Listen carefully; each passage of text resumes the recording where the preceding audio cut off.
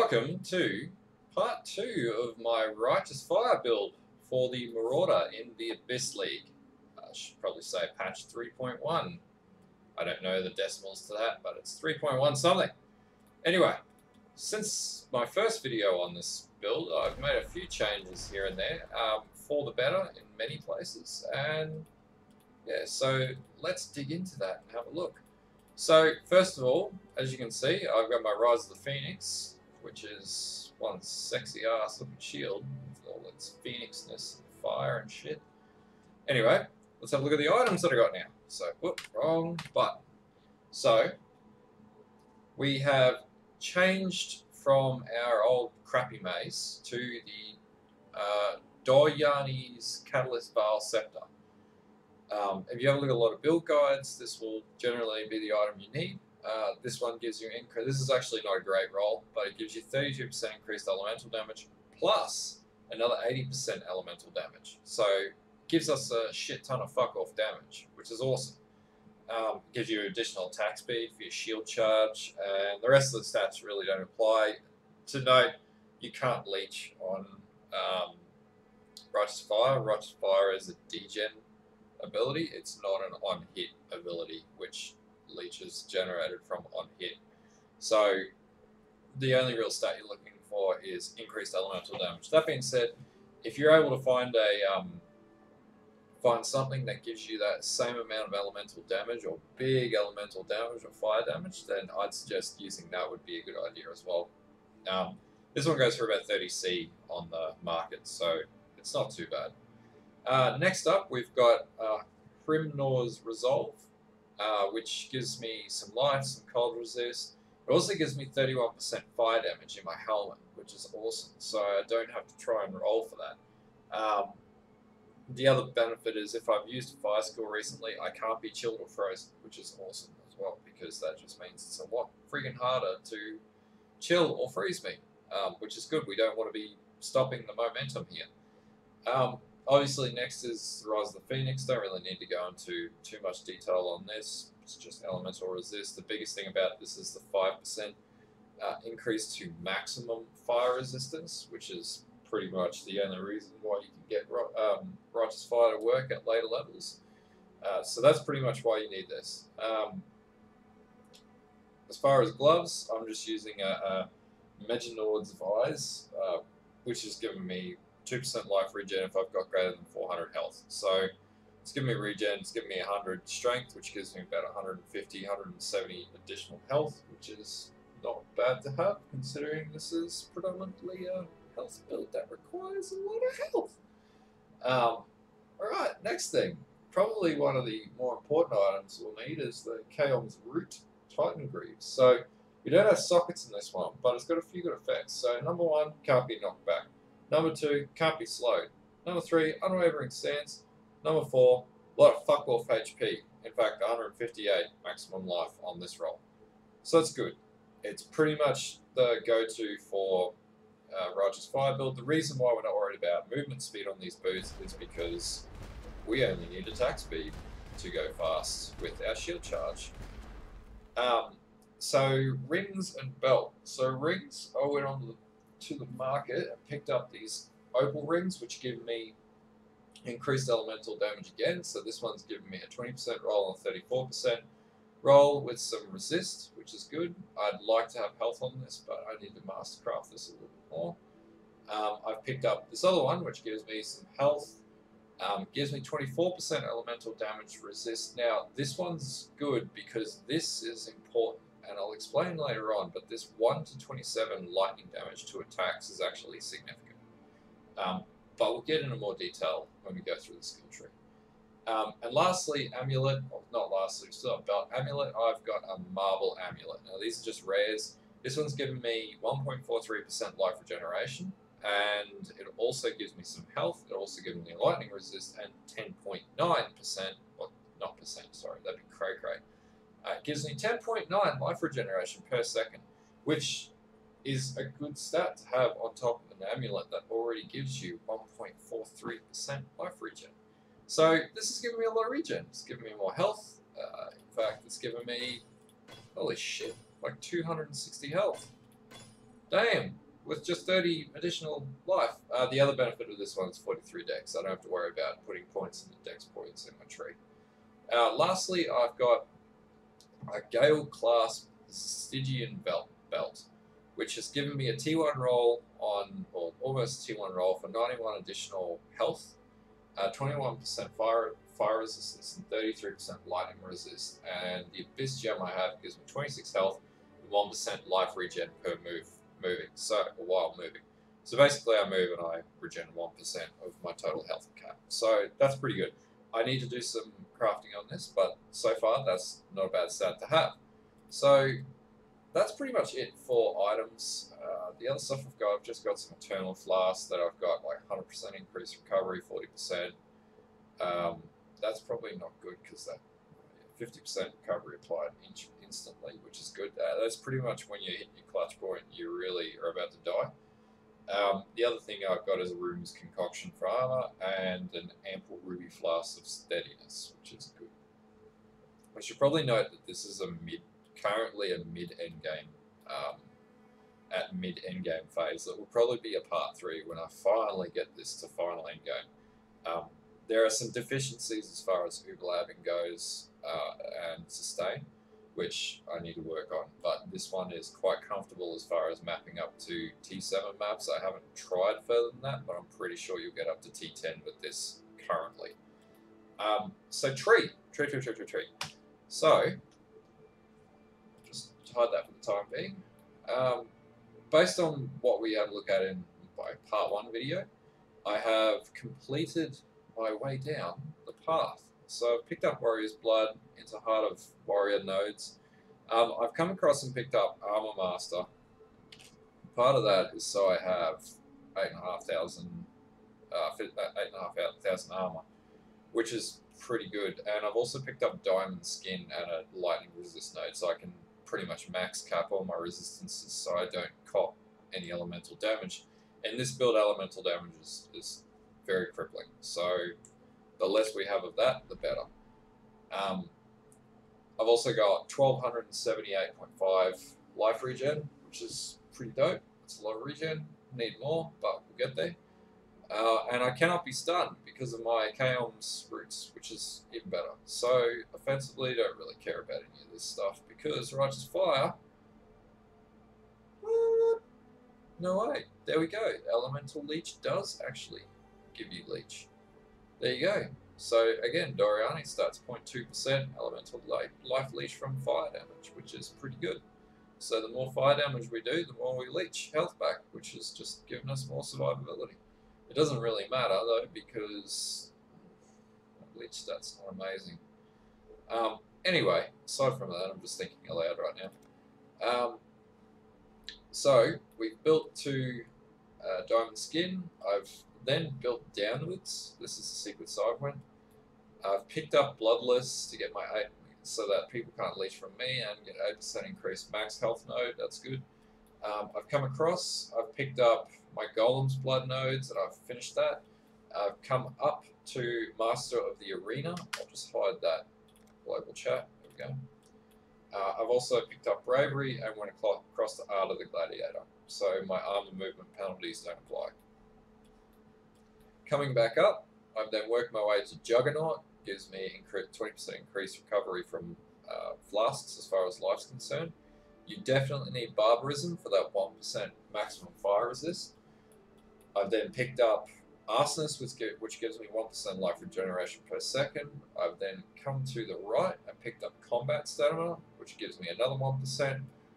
I've then went up to Discipline and Training, which gives me 10% life and 30 max health.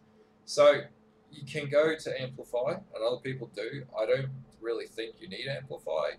It's like it is a good stat to have, but we're dishing out a lot of damage as it is, and we want to focus on more health. The more health we have, the more our Righteous Fire burns us, the more damage it does to enemies around us. So more health equals more damage in this build. So then we keep coming to the right. We put in we pick up the dual socket here, which gives me some more health and some resist.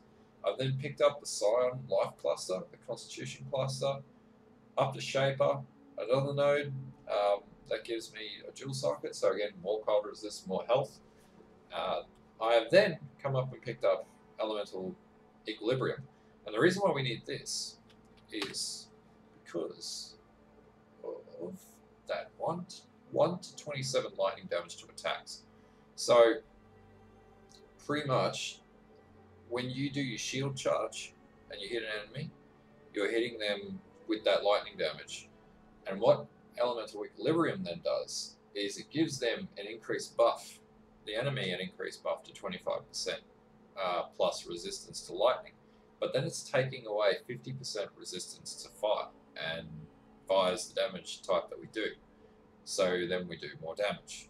Cause and effect, it's pretty straightforward. But you need at least one item with that proc. That just increases your ability to map quicker. So just write that down in the notes, I guess. So then we move back up and we pick up another gem socket. Gem socket's always good. They give you a lot more stats for they're good bang for buck. So I don't really like this gem, but I need the intelligence because my character is pretty dumb. So then we come back down and we pick up quick recovery, which gives us more life regen, and obviously more health, and also mana regen, which is good. We come back up, we pick up elemental overload, which is going to give us crit multiplier. This appears to be the node everyone's taking in the build. I don't really know what the reasoning is for that though, because we're not critting on anything with Righteous Fire. We don't crit. So I'm not too sure. I might actually remove this. I don't believe it does any sort of damage, unless it's based on the crit from hitting shield charge. But I need to look into this one a bit more. I don't understand the logic of why people put this in the build. Maybe someone in the comments can explain it to me. So then I come back across, I go left, I pick up Holy Fire, and holy shit, I get 100% more burning damage, which is pretty much what we need with Righteous Fire. I then picked up Avatar of Fire to convert physical damage to fire damage. Again, not in the build, but I actually like this node because it's giving you more fire damage. More fire damage is good damage. And then I'm coming across to pick up Purity of Flesh. And that's pretty much it for the nodes you need to pick. The other thing is your ascendancies. I still need to completely overlap this character, but the first one that you'll need to get is Warbringer, obviously, because you're going to run Enduring Cry, which gives you life regen, but also with Warbringer will give you 25% life per mana when you use the War Cry, and this is giving you 100% increased War Cry duration and cooldown speed recovery, or recovery speed, so you need that. That's a given. These physical attack nodes are a bit of a waste, but you know, it comes with the nature of the character. Then we're going to get Crave the Slaughter on your second run, which gives you increased movement speed if you haven't been hit, 25% increased attack speed if you have been hit, which is going to scale with your shield charge.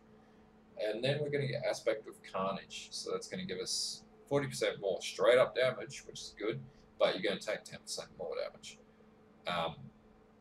Hence why I'm tweaking my build a little bit at the moment to try and mitigate damage and building more armor, but as we go. The other thing that I'll be changing with this will be, I'll be getting rid of this 5-socket plate armor and replacing that with a Kaon's Heart. So that'll give me a 500, straight up 500 health, about 30 to 40% fire damage, and yeah, just a lot more health, which will increase my regen. The more health you have, the quicker you regen.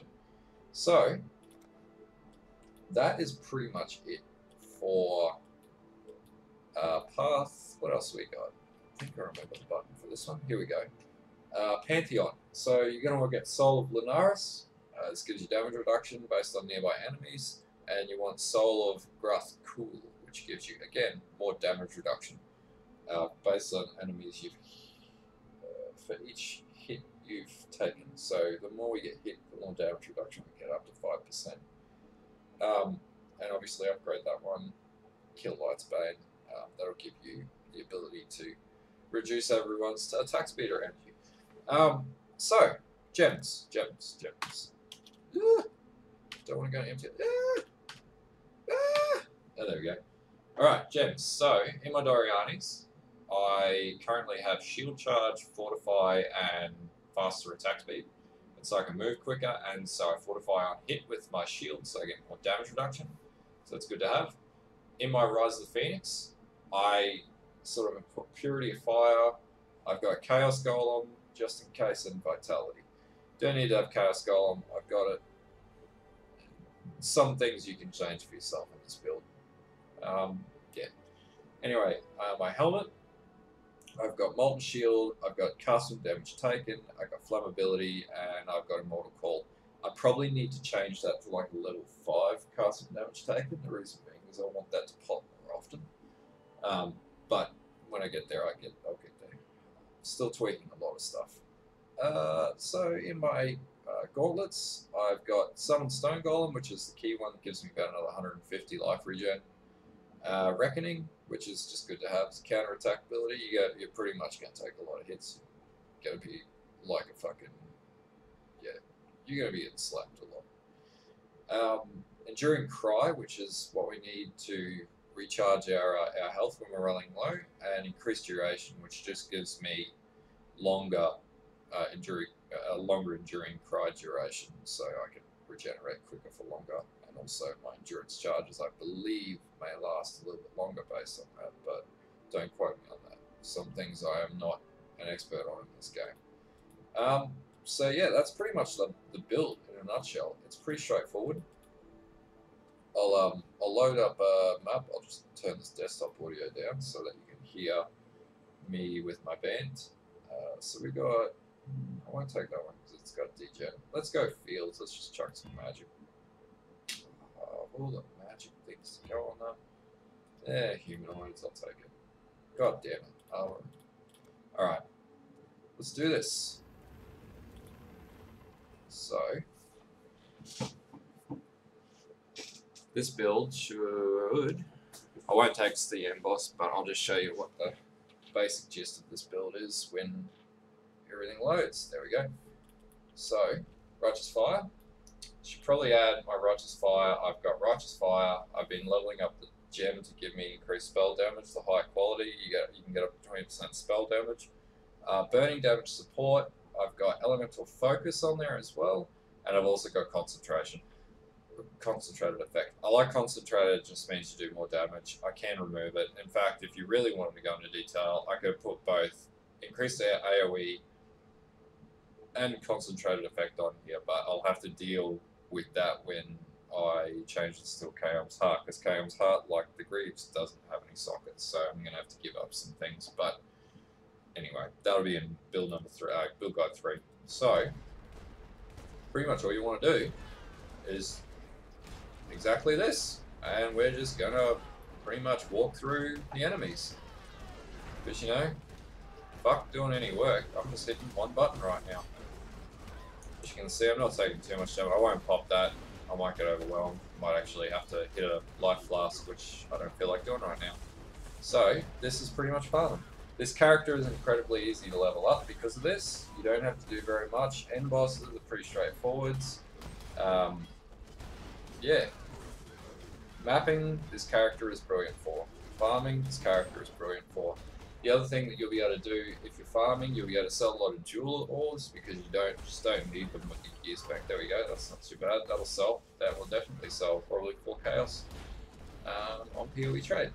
Anyway, this is pretty much how the build works, and you just keep doing this. Like, as you can see, I'm burning through enemies like they're nothing. And like this being said, this is a level 6 map, but yeah, I could be doing worse.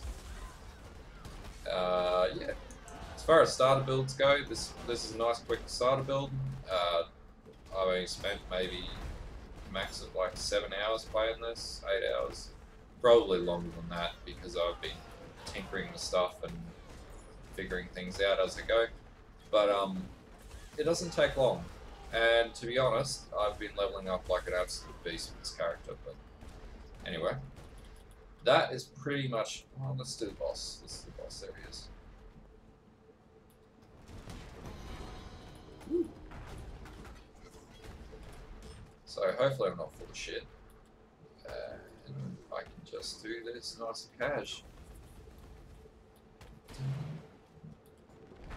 Come on, where are you?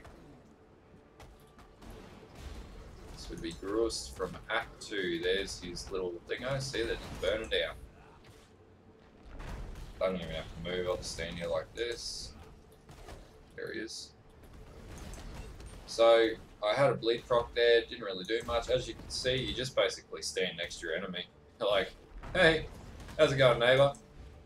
Oh yeah? You hitting me? Yeah, good for you. Proc some fortify on him. Burn you down some more. More call pops. There we go. It's literally that easy. I'll just hop out there so I can copy more damage. Hey, where the fuck did you come from? There we go. He's dead. Anyway, that is my part 2 for this build. If you got questions, message me or whatnot. I'll put it in the comments. Anyway, I hope that answers some more questions as you get closer to endgame with this character. But my intention is to get this up to about 10,000. And Kaon's heart will... Hey, what are you doing? No. Get away from me. Get away from me. Anyway, the hawks are coming in, the vultures are coming in, and they're trying to murder me. Anyway, that's pretty much my part 2. There will be a part 3. That will probably be the final part. That will probably be in another week. Hopefully, if I get the time over after Christmas or before Christmas to play some more POE and just continue mapping and stuff like that. But yeah, anyway, like and subscribe, and until next time.